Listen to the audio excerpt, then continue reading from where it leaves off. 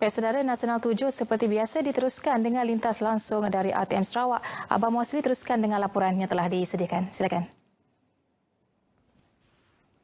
Terima kasih Zahra di Angkasa Puri. Assalamualaikum dan salam sejahtera.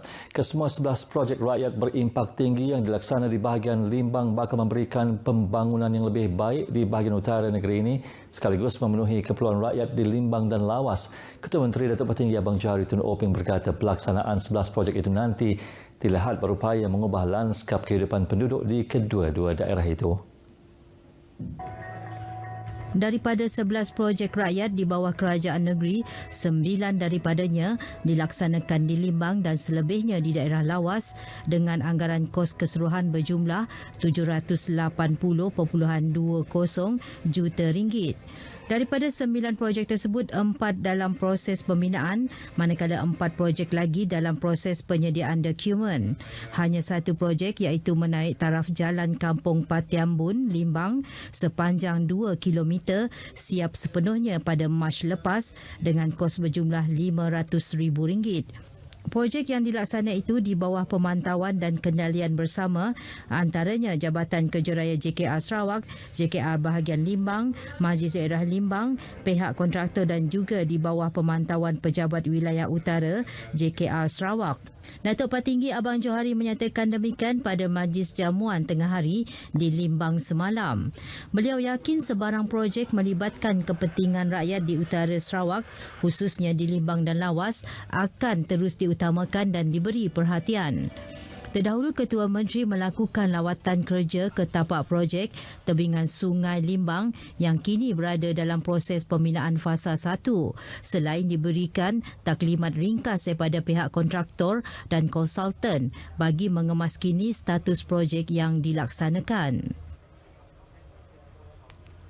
Kerajaan negeri telah meluluskan tanah berkeluasan 0.66 hektar di Limbang untuk tapak cadangan bagi bangunan Persatuan Kedaian Limbang termasuk Dewan Serbaguna, Pejabat Persatuan dan Rumah Kedai. Menurut Timbalan Ketua Menteri Datuk Amar Awang Tengah Ali Hassan, pembinaan bangunan itu merupakan satu kaedah persatuan tersebut bagi menjana pendapatan pada masa akan datang. Katanya permohonan bagi mendapatkan sebidang tanah telah dikemukakan oleh persatuan itu tahun lepas namun hanya diluluskan sekarang. Apabila siap kelak, ia akan memberi manfaat kepada Persatuan Kedaian Limbang dan masyarakat kedaian itu sendiri. Ini kerana pelbagai acara dapat diadakan, berikutan ia akan dilengkapi pelbagai kemudahan. Datuk Amar Awang Tengah berucap pada majlis makan tahun perdana di Kampung Bukit Lubah, Limbang. Sementara itu, Timbalan Pengerusi Persatuan Kedaian Limbang, Sufian Moha memberitahu program tersebut akan diperluas dan dianjurkan dalam skala yang lebih besar pada masa akan datang. Ia akan melibatkan persatuan-persatuan kedaian kawasan lain termasuk di Bintulu dan Miri. Apabila Persatuan Kedaian Peringkat Negeri Sarawak telah ditubuhkan nanti, pastinya ada event yang besar kita akan melaksanakan di satu-satu tempat, di mana satu tahun mungkin satu kali kita melaksanakan. Tambahnya di Limbang sahaja penyertaan golongan belia dalam program seumpama ini semakin meningkat dengan ramai dalam kalangan belia telah membuat baju kedaian khas bagi meraikan program itu tahun ini. Untuk rekod, lebih 15,000 masyarakat kedaian menetap di Limbang dengan mendiami 22 kampung sekitarnya. Seramai 1,339 keluarga yang terjejas akibat banjir di Sarawak tahun ini menerima bantuan sekali berjumlah RM500 semalam. Menurut Sekretariat Jawatankuasa Pengurusan Bencana Negeri JPBN Sarawak, bantuan itu keseluruhan berjumlah RM669,500. JPBN dalam kenyataan media memaklumkan tahun ini bencana banjir melanda 9 daerah iaitu Kuching, Bau, Lunduk, Simujan, Betong, Pakan, Kanawit, Selangau dan Bukit Mabung.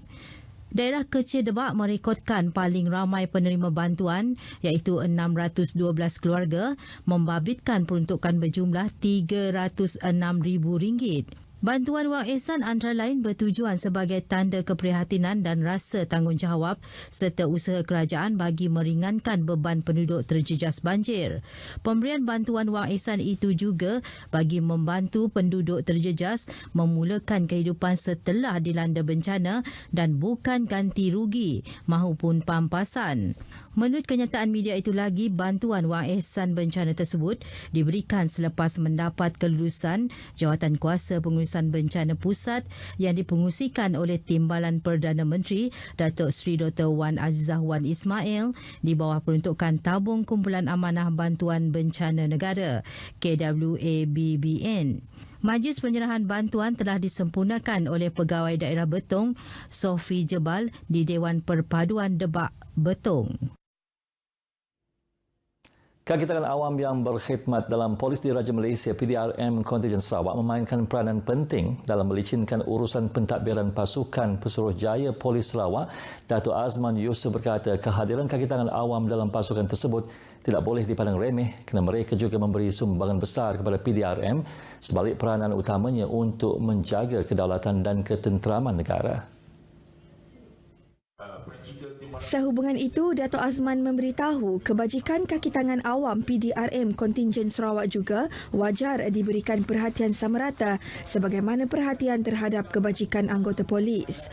Beliau berucap pada Perhimpunan Pegawai Awam PDRM Kontingen Sarawak bersama Pesuruhjaya Polis Sarawak di Kuching.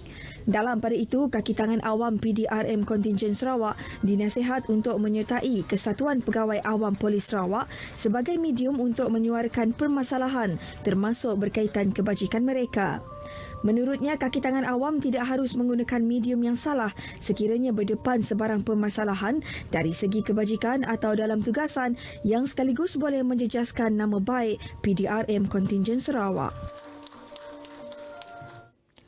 Penglibatan guru dalam bidang sukan dapat melahirkan seorang guru yang cergas dan aktif sekaligus memberi impak yang positif kepada pelajar. Ini dapat dilihat melalui penganjuran Pesta Persatuan Sukan dan Kebudayaan Perkhidmatan Pendidikan PSKPP. Penyelia Sukan Pejabat Pendidikan Daerah Lawas Abdul Rahman Sepawi berkata kebanyakan guru hanya memberi tumpuan terhadap pembelajaran di dalam kelas. Namun dengan adanya Pesta PSKPP ini, ia dapat menjadikan seorang guru itu lebih bersemangat dan berintelek dalam memberi didikan kepada para pelajar. Minda sihat dan juga badan cergas, semua warga pendidik salah satu pendoronglah kepada penglibatan aktif semua warga pendidikan bergiat di dalam aktiviti sukan dan permainan. Tambahnya, penglibatan guru dan warga pendidik pada program PSKPP bahagian Limbang kali ini agak memuaskan dan menyaksikan peningkatan berbanding tahun lepas. Kita menjangkakan seramai 120 orang peserta yang akan menyertai PSKPP Peringkat Negeri Sarawak di Serian nanti dijangka penghujung bulan Oktober insya-Allah. Beliau ditemui pemberita semasa majlis perasmian Pesta PSKPP di Sekolah Jenis Kebangsaan SJKC Chong Hua Lawas yang dirasmikan oleh Timbalan Ketua Menteri Dato' Amar Awang Tengah Ali Hassan. Seramai 664 peserta daripada 31 pasukan menyertai program tersebut. Setakat ini dahulu berita dari Sarawak untuk N7 pagi ini. Untuk berita seterusnya kembali kepada Zehra di Angkasa Puri. Silakan.